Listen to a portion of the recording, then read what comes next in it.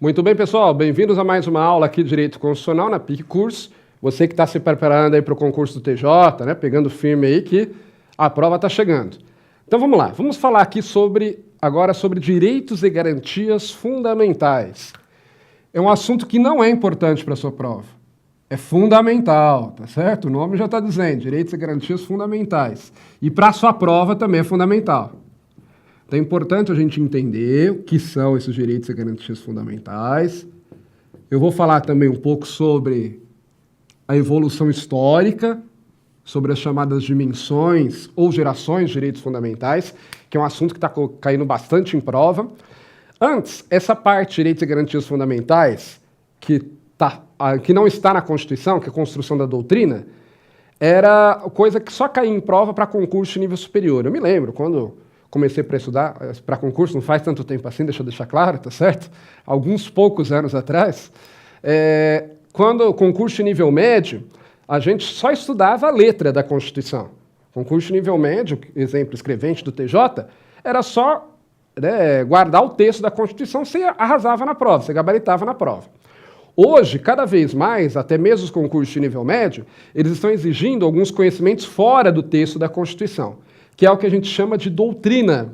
O que é a doutrina? A doutrina é, na verdade, o conjunto dos ensinamentos dos constitucionalistas. Aliás, cada ramo do direito tem os seus doutrinadores, tá? Direito constitucional, direito administrativo, direito penal. É o conjunto das opiniões aí dos estudiosos daquele assunto.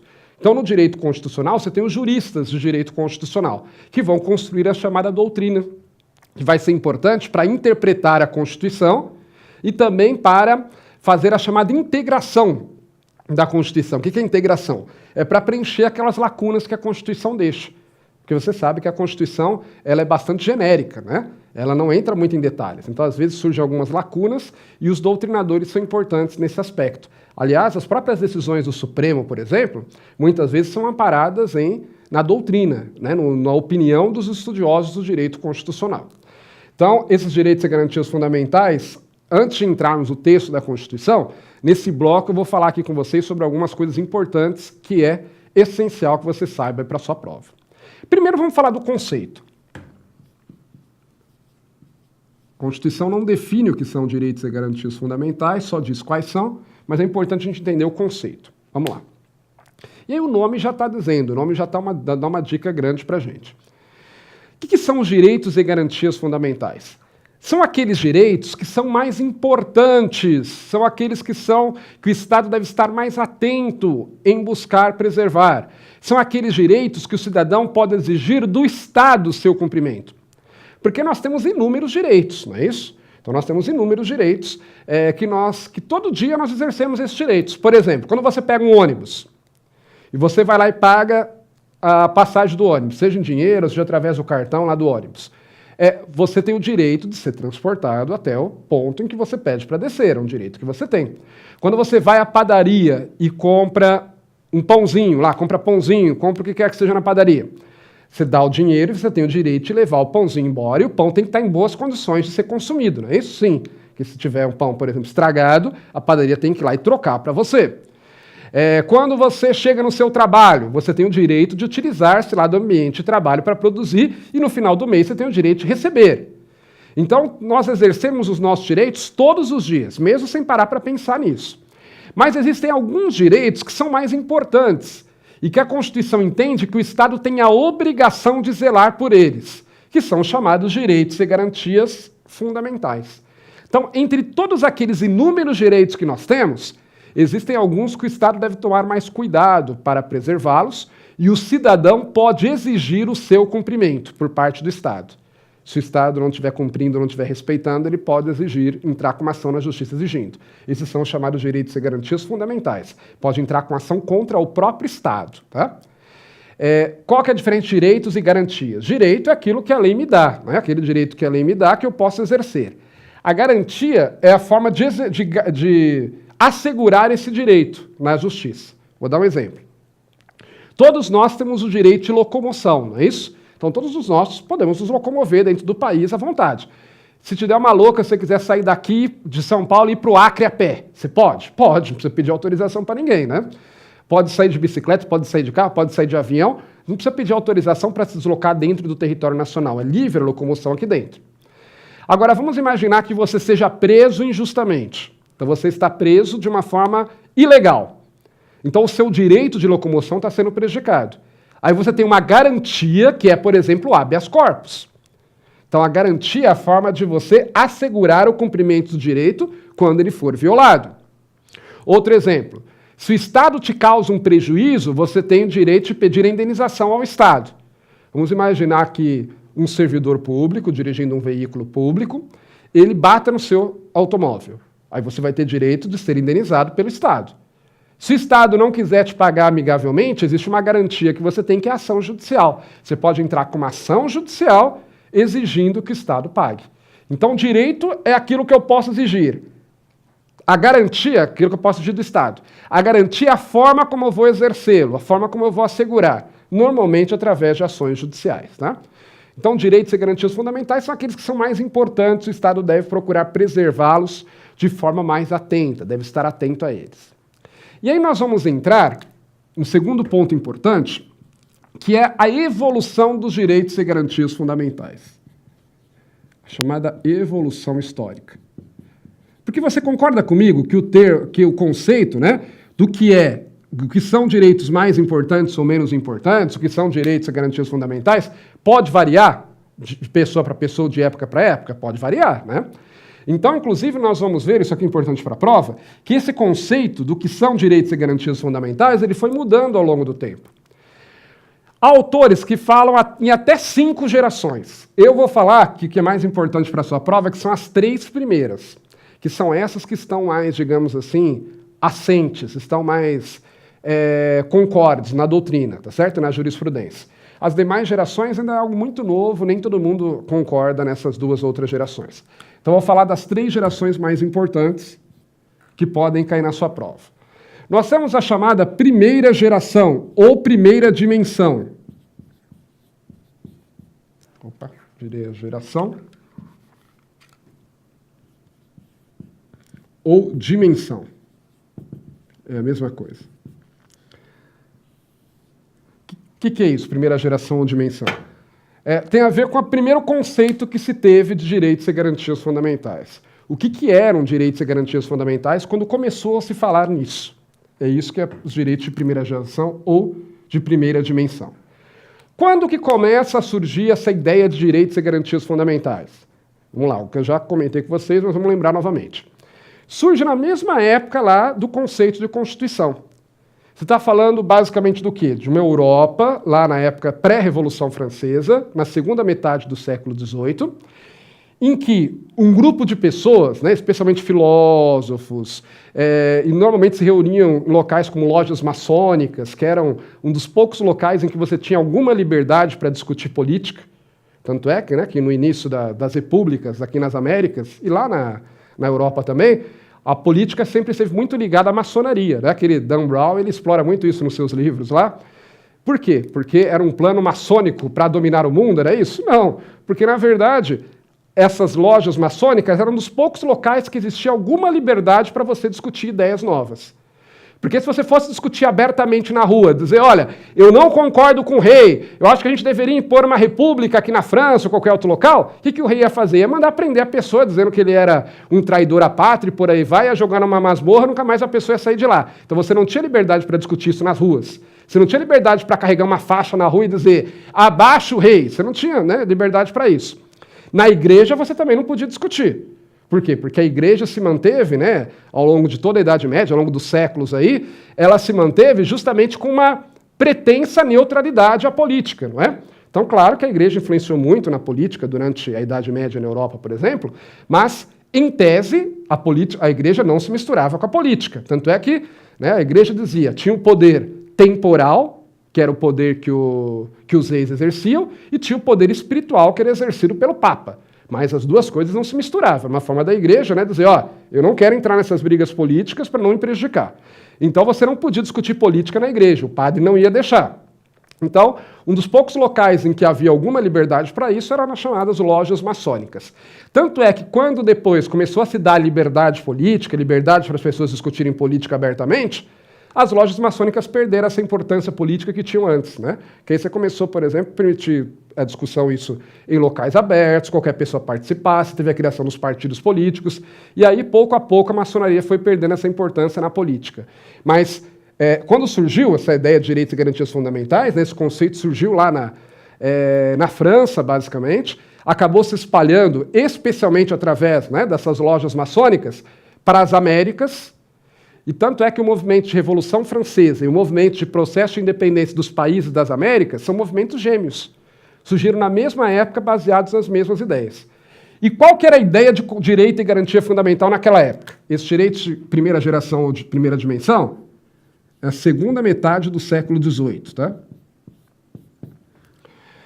Quando eles surgiram lá, como se começou a discutir direitos e garantias fundamentais, o que era um direito e garantia fundamental para eles?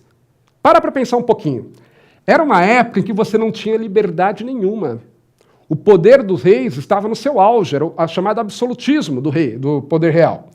Então você não tinha liberdade religiosa, porque você tinha que seguir a religião do rei, né? Se o rei era católico, você tinha que ser católico naquele território. Se o rei era protestante, você tinha que ser protestante.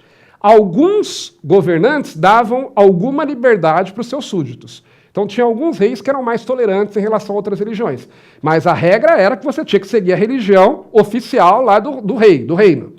Então as pessoas não tinham liberdade religiosa para escolher a religião que queriam. As pessoas não tinham liberdade de expressão. Você não podia sair por aí, como eu disse para vocês, pelas ruas dizendo que você achava que o rei era corrupto, que você achava que tinha que mudar o governo. Você não tinha liberdade para isso. Você podia ser preso, podia ser condenado. As pessoas não tinham liberdade econômica. Para você abrir um negócio, você tinha que ter autorização da coroa. O rei podia ir lá e mandar fechar o negócio, por exemplo, que não tinha autorização dele para funcionar.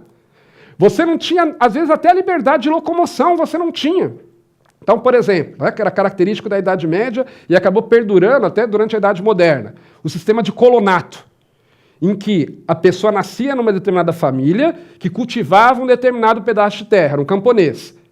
Ele não podia simplesmente dizer, quero sair daqui dessa região, sei lá, antigamente não existia a Alemanha ainda, mas onde hoje é a Alemanha. Eu quero sair daqui do sul da Alemanha para o norte da Alemanha. Não podia fazer isso sem autorização do rei ou do senhor, o nobre da região. Para ele se estabelecer em um local, tinha que ter autorização do poder estatal. Então veja que as pessoas não tinham liberdade de nada, nessa época. Então, para os cidadãos dessa época, para os filósofos dessa época, para aqueles que defendiam os direitos e garantias fundamentais nessa época, o que eles seriam? Direitos e garantias fundamentais seria a liberdade. A liberdade de poder fazer o que você quiser. Então, os direitos de primeira geração ou de primeira dimensão, eles são direitos relacionados às liberdades civis. Ou seja, quando começa a surgir esse conceito, que surge junto com o conceito de Constituição, você já sabe, né, que a Constituição ela deve prever direitos e garantias fundamentais. Então, nessa época aqui, direitos e garantias fundamentais era liberdade que o cidadão devia ter. Era o Estado não ficar interferindo na sua vida privada. Então, por exemplo, o que era um direito fundamental? Direito à liberdade religiosa, era um direito fundamental. Direito à liberdade de expressão, direito à liberdade econômica. Era esses que eram os direitos fundamentais. Aqui o pessoal nem sonhava em dizer que o Estado tinha que dar escola, tinha que dar hospital para todo mundo, que o Estado tinha que asfaltar a rua. Não, ninguém pensava nisso. O que as pessoas queriam era o mínimo, que era liberdade. Ainda era algo muito, como é que eu posso dizer, incipiente, pensar ainda que o Estado deveria oferecer serviços públicos, por exemplo. Porque as pessoas só queriam ser deixadas em paz. Isso era um direito ou garantia fundamental naquela época. Tanto é que se você pegar constituições daquela época, por exemplo, a Constituição norte-americana, né, até hoje está em vigor, ela é de 1787. A Constituição norte-americana, ela só fala de direitos relacionados às liberdades. Ela não diz lá na Constituição que o Estado tem que dar educação, tem que dar saúde. Isso veio depois. Mas como a Constituição é antiga lá, ela não fala sobre isso. Por quê? Porque naquela época, direitos e garantias fundamentais estavam ligados a liberdades civis. Também se costuma dizer, e aí é outra expressão que você tem que associar a esses direitos de primeira geração, que eles eram direitos negativos. E por que direitos negativos? Porque eles eram ruins, é isso? Por isso negativo? Não. Mas é porque, nessa primeira fase, os direitos e garantias fundamentais estavam ligados a impedimentos a ações do Estado, estavam ligadas a abstenções do Estado. Então, o que esses direitos e garantias fundamentais diziam nessa época? Estado, você não pode impedir o cidadão de exercer a religião que ele quiser. Estado, você não pode impedir o cidadão de se manifestar. Estado, você não pode impedir o cidadão de abrir um comércio, exercer uma atividade econômica. Veja que aqui não está se exigindo que o Estado faça nada. Só o que se quer é que o Estado deixe o cidadão em paz. Então, por isso são chamados também de direitos negativos, porque não estão ligados a uma exigência por parte de ação do Estado. Pelo contrário, mas se exige que o Estado deixe de agir, deixe os cidadãos em paz. E aí nós vamos associar aqui simplesmente a palavra liberdade, tá? Então, os direitos de primeira geração ou de primeira dimensão, que são aquele conceito de direitos fundamentais lá no início, quando surge esse conceito lá no século XVIII, eles estão ligados à liberdade do cidadão, conceder liberdade para que o cidadão faça o que ele quiser. Claro, obedecendo certos limites, né? O Estado pode impor alguns limites, por exemplo, definindo o que é crime, impondo algumas proibições, mas a ideia é que o Estado deixe o cidadão o mais em paz possível, deixar que ele mesmo conduza a sua vida, diferentemente do que acontecia até então, que o Estado regulava até detalhes da vida do cidadão, né? O Estado definia a religião que ele ia ter, definia onde ele podia morar e por aí vai, a profissão que ele ia ter. A ideia é que o Estado agora passe a deixar os cidadãos em paz. Esses são os direitos de primeira geração, primeira dimensão. Só que com o passar do tempo, conforme esses direitos eles foram sendo consolidados com o tempo, as pessoas começaram a exigir mais. É normal, né? Quando você conquista alguma coisa, você não parte em busca de outras coisas? Sim.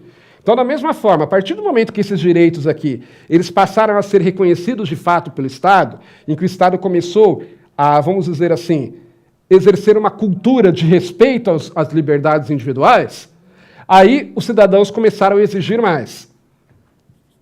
E aí o conceito de direitos fundamentais vai mudar. Vai para os direitos de segunda geração ou de segunda dimensão. Esse conceito ele vai surgir no início do século XX. Veja que demorou um bom tempo para que esses direitos evoluíssem. Porque demorou muito tempo para que essas liberdades individuais, de fato, ficassem consolidadas. Então, esse conceito de direitos fundamentais de segunda geração vai surgir lá no início do século XX. Especialmente na década de 20, muitos colocam como marco a Constituição de Weimar, na Alemanha, de 1919. Outros colocam a Constituição Mexicana, de 1917, já trazendo algumas disposições sobre isso. E o que é isso, pessoal? Vamos lá. Aqui o conceito começa a se ampliar. Veja, importante, ó. Quando eu falo de primeira geração, segunda geração e terceira geração, você tem que entender que o direito vai se ampliando, tá? Então, os direitos de primeira geração, eles eram mais estritos, eram só as liberdades. Aí, os direitos de segunda geração, eles vão abranger o de terceira geração e vão além, vão trazer outros direitos. E, por fim, nós temos os direitos de terceira geração, que vão também abranger os outros dois e vão ser mais amplos. Então, veja que a ideia é você ir ampliando cada vez mais o conceito de direitos e liberdades fundamentais, tá? Primeira geração são mais estritos, segunda geração é mais amplo, terceira geração é mais amplo do que os outros dois. E cada um vai englobando os anteriores. Então, vão ampliando os direitos que as pessoas têm. Então, vamos lá. O que seriam esses direitos de segunda geração ou de segunda dimensão? Veja, as pessoas, então, antigamente, né, nos de primeira geração, as pessoas só queriam que o Estado deixasse-as em paz, não ficasse impondo regras absurdas, regras desnecessárias. Quando o Estado começou, de fato, a fazer isso, quando isso se consolidou, as pessoas começaram a exigir mais. E disseram, opa, não basta só que o Estado me dê liberdade. Eu quero que o Estado faça mais do que isso. Eu quero que o Estado faça coisas em prol do cidadão. Eu quero que o Estado preste serviços públicos, como nós chamamos hoje. Então as pessoas começaram a exigir, por exemplo, que o Estado começasse a dar saúde, educação, lazer, trabalho para todas as pessoas. Então a ideia é que o Estado agora não só deixe de fazer aquilo que seria de forma que seria iria invadir a intimidade das pessoas, que eram os direitos de primeira geração, mas mais do que isso, que o Estado comece a produzir algo de concreto. Por isso eles são chamados de direitos positivos, porque agora o Estado está começando a ter que realizar algo, fazer algo. Ah, professor, quer dizer que até essa época, então, você não tinha escolas públicas no mundo? Você não tinha hospitais públicos? Até tinha. Mas não se entendia que era uma obrigação do Estado oferecer isso para todo mundo. Tá?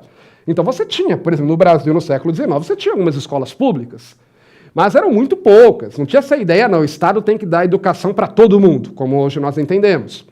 Você tinha alguns hospitais públicos? Tinha. Normalmente ligados a instituições religiosas, as chamadas Santas Casas. Você tinha hospitais públicos no século XIX, por exemplo? Tinha.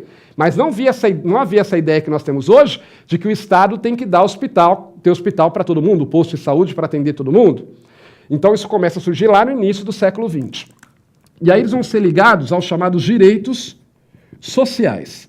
Se você ouvir essa expressão direitos sociais na sua prova, se você ler isso, associa aos direitos de segunda geração, tá? Direitos sociais, então, são prestações positivas que o Estado é obrigado a fazer. O que hoje nós chamamos de serviços públicos. Esse nome é mais recente, mas é um outro nome para esses direitos sociais. Ou seja, começa a se exigir que o Estado preste serviços públicos. Se você pegar atualmente o artigo 6º da nossa Constituição, ele vai dizer quais são os direitos sociais. E você vai ver que são bem amplos. Fala de educação, de saúde, de trabalho, de lazer, de moradia, de alimentação, de previdência social e por aí vai. Não que o Estado, necessariamente tem que oferecer, por exemplo, alimento e graça para todo mundo, não é isso. Mas é que ele deve dar condições para que as pessoas possam trabalhar e que possam adquirir seu próprio alimento. Então o Estado tem que se preocupar, por exemplo, com o nível do desemprego. Se o desemprego está muito alto, o governo tem que intervir. A ideia é essa, tá? Então aqui começa-se a exigir que o Estado faça algo. E por que ele deve fazer? Justamente para dar a todas as pessoas a oportunidade de ter acesso a uma vida digna. Porque para pensar comigo. Na antiguidade, quando nem se falava em direitos fundamentais, nem existia esse conceito. Na antiguidade, o rico tinha acesso à educação? Tinha, né? Ele contratava lá os professores para educar os seus filhos, o rico. O rico tinha acesso à saúde na antiguidade? Tinha. Tá certo que os médicos daquela época não eram lá essas coisas, né? Mas o rico tinha acesso ao mais avançado da medicina da época. Sempre teve na história da humanidade. Quem tinha dinheiro para pagar sempre teve acesso à educação, à saúde, ao lazer. O rico tinha acesso ao lazer na antiguidade? Tinha. Né?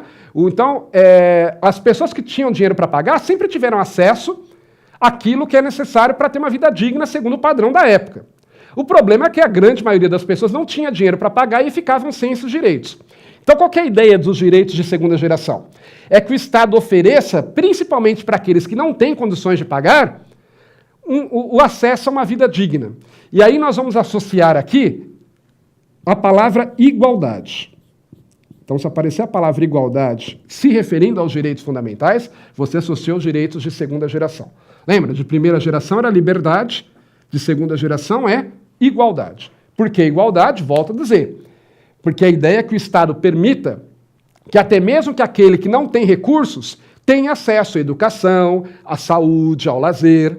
Né? Então, quando você tem escola pública, a ideia é essa. Quando você tem hospital público, a ideia é essa.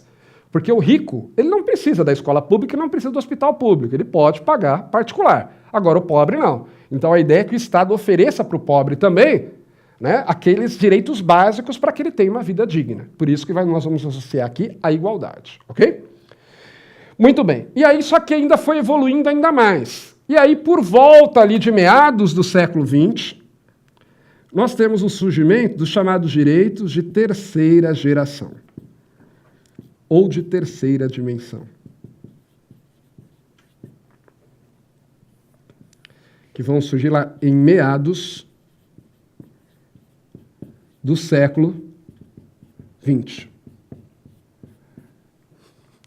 Direitos de terceira geração ou dimensão. Meados do século XX. Muito bem. E qual que é a diferença dos direitos de segunda geração, pessoal? Os direitos de terceira geração ou de terceira dimensão, eles permitem que o cidadão, individualmente, venha defender interesses de toda a coletividade. Eles estão ligados aos chamados direitos difusos. Direitos coletivos e difusos.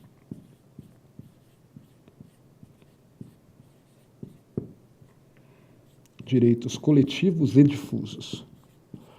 O que é isso?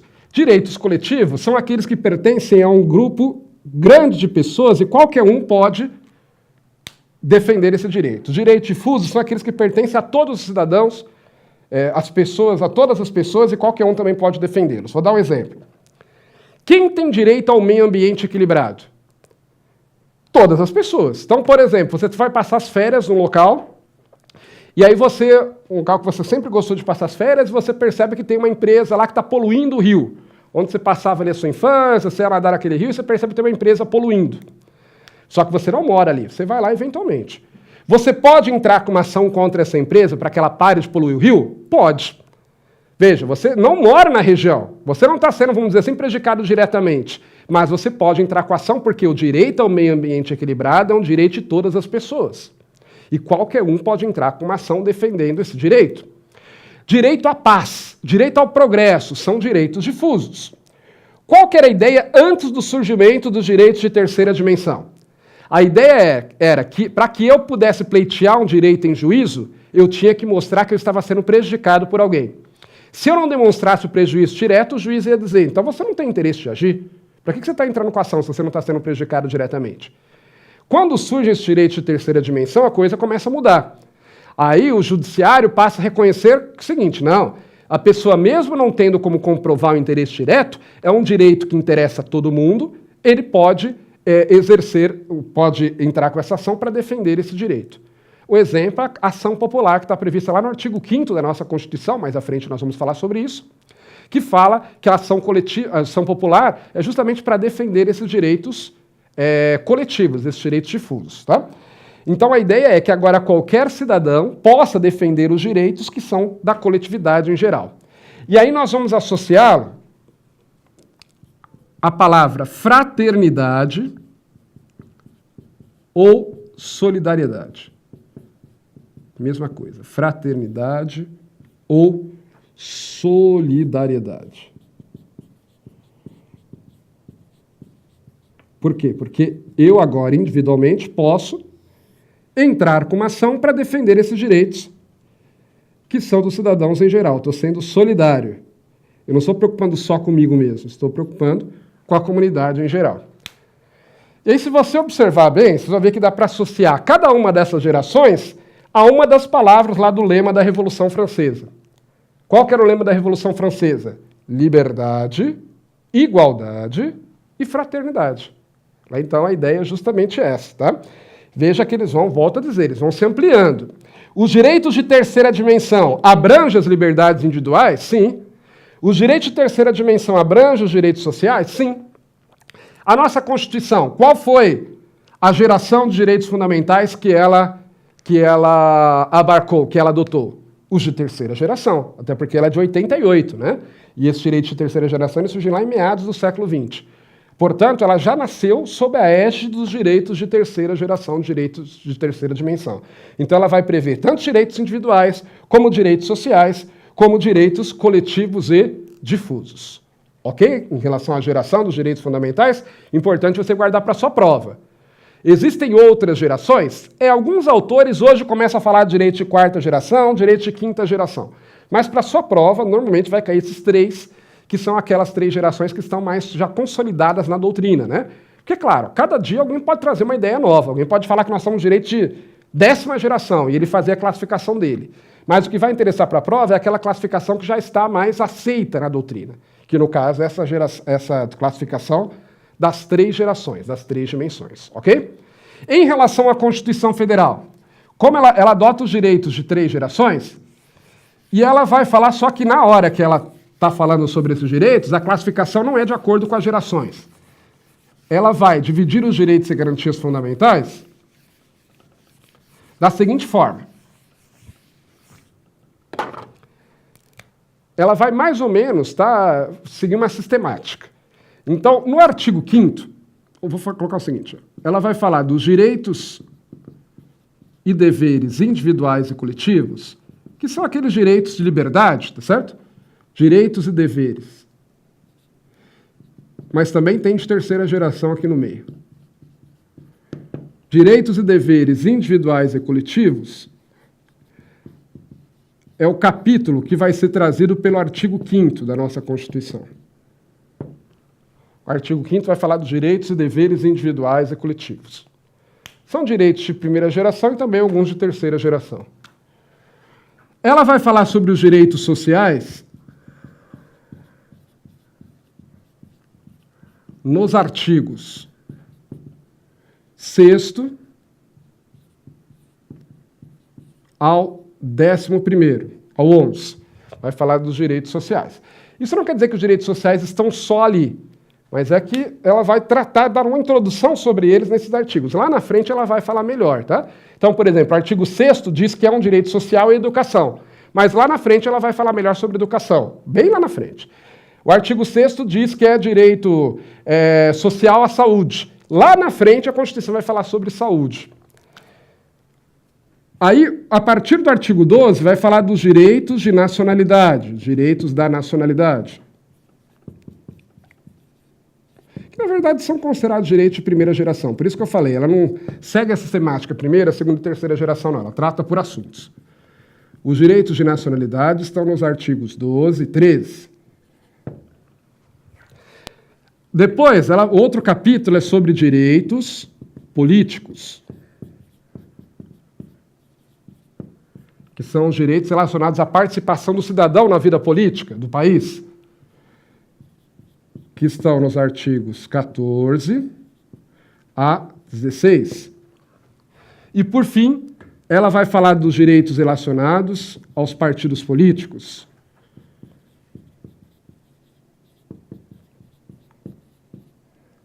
aos partidos políticos, que estão no artigo 17. Então, tudo isso daqui são direitos e garantias fundamentais lá no título que trata sobre isso lá na Constituição Federal, que é o título 2, tá? Direitos e garantias fundamentais. Veja que volto a dizer, ela não segue a classificação, esses são de primeira geração, esses de segunda e esses de terceira. Não. Em todos esses você tem direito de primeira, segunda e terceira geração. Ok? Então fizemos essa introdução que é importante, não só para você entender o que nós vamos ver a seguir, mas também porque isso pode ser cobrado na sua prova, tudo aquilo que eu falei aqui. E aí no próximo bloco nós vamos desenvolver melhor esse assunto, direitos e garantias fundamentais. Até lá!